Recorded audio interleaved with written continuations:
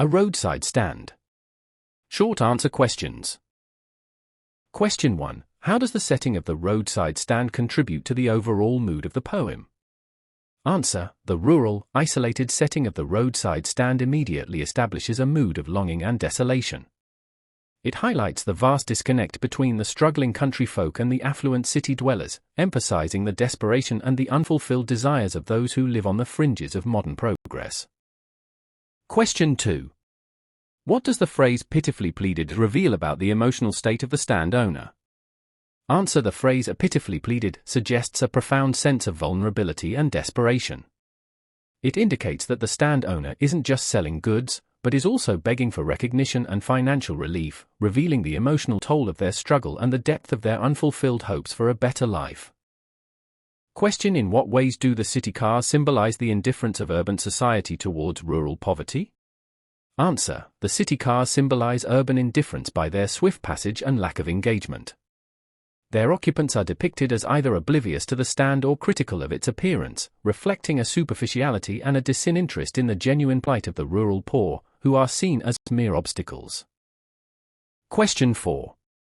Explain the irony in the city dwellers' perception of the roadside stand as artless paint. Answer. The irony lies in the city dwellers' dismissal of the stand as artless paint, viewing its humble aesthetic as a flaw.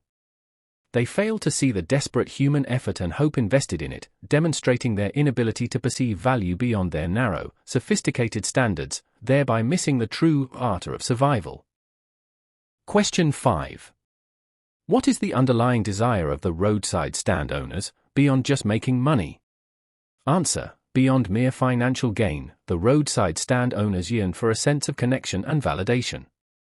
They desire to participate in the economic mainstream, to be noticed and acknowledged by the passing world, and to experience the same prosperity that seems so easily accessible to city dwellers. Question 6. How does the poem critique the notion of charity, or big government solutions for the poor? Answer. The poem critiques superficial solutions by showing how external interventions often miss the core issue. The good doers and greedy good doers represent those who claim to help but often exploit or misunderstand the rural poor, highlighting that true relief requires more than just grand schemes or empty promises. Question 7. What does the poet mean by the childish longing in vain of the stand owners? Answer. Childish longing in vain refers to the innocent, almost naive hope of the stand owners for a better life and for recognition from the city folk. This longing is in vain because it remains unfulfilled, underscoring the harsh reality of their situation and the consistent disappointment they face. Question 8. Discuss the significance of the phrase "out of their wits" in describing the politicians. Answer. The phrase "out of their wits" suggests that the politicians, despite their grand plans, are disconnected from the actual needs and desires of the rural poor. It implies a sense of intellectual and empathetic inadequacy, highlighting their inability to truly grasp the complex human element of poverty. Question 9. How does the poem use imagery of nature to contrast with human suffering? Answer. The poem uses natural imagery, like the open road and the cooling shade, to subtly contrast with the human suffering. While nature offers solace and continuity, the human-made world of economic disparity and social division creates hardship, emphasizing the burden that poverty places on individuals despite nature's abundance. Question 10. What is the significance of the cars stopping dead but not for the stand? Answer. Cars stopping dead and near the stand, but for other reasons, like getting gas or turning around, is highly significant. It intensifies the feeling of rejection and invisibility for the stand owners. It highlights how close they are to being seen, yet remain utterly ignored in their primary purpose. Question 11. How does the poet convey the sense of exploitation faced by the rural poor?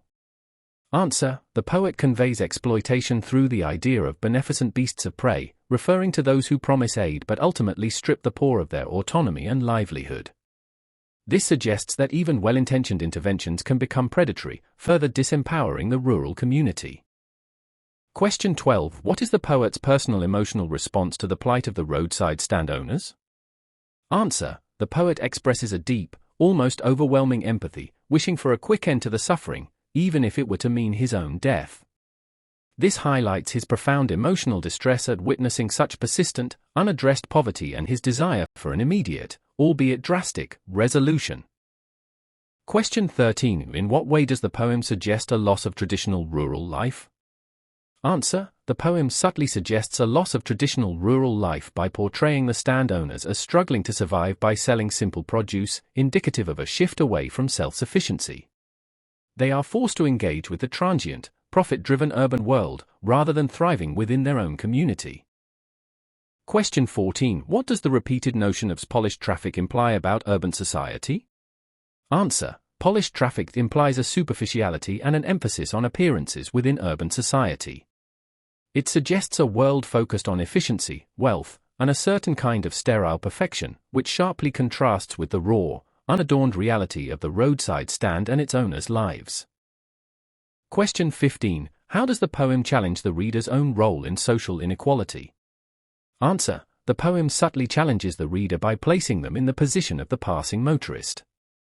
It forces self-reflection on whether one, too, has overlooked or dismissed those less fortunate, prompting an examination of one's own complicity or indifference in perpetuating social inequality. Question 16. What is the spirit kinsman mentioned by the poet, and why is it significant? Answer. The spirit kinsman refers to the shared human desire for dignity, connection, and a decent life that the poet recognizes in the roadside stand owners. It's significant because it transcends social barriers, highlighting a fundamental empathy and the commonality of human aspirations, despite differing circumstances. Question 17. How does the poem use the contrast between a country money and city money? Answer. The poem implicitly contrasts country money, hard-earned, scarce, and essential for survival, with city money, abundant, easily spent, and often detached from the struggles of production. This highlights the unequal distribution of wealth and the differing values placed on labor in rural versus urban economies. Question 18. What is the significance of the roadside stand offering wild berries and squash? Answer. The offering of wild berries and squash signifies the simple, unadorned produce of the land, representing a direct connection to nature and a traditional, humble way of life. It emphasizes the genuine, unpretentious nature of the goods, contrasting with the manufactured desires of the city. Question 19. How does the poet use personification in describing the roadside stand? Answer. The poet personifies the roadside stand, giving it human qualities like pleadido and having a childish longing. This artistic choice deepens the reader's empathy, transforming the inanimate structure into a symbol of human hope, desperation, and the desire for recognition. Question 20. What larger social commentary does the poem make about progress and development? Answer. The poem makes a stark commentary on uneven progress, where development benefits some while leaving others behind. It questions the human cost of modern advancement, highlighting how marginalized communities are often overlooked or exploited in the pursuit of a seemingly more civilized or advanced society. Prepared by K. Rajendra Prasad.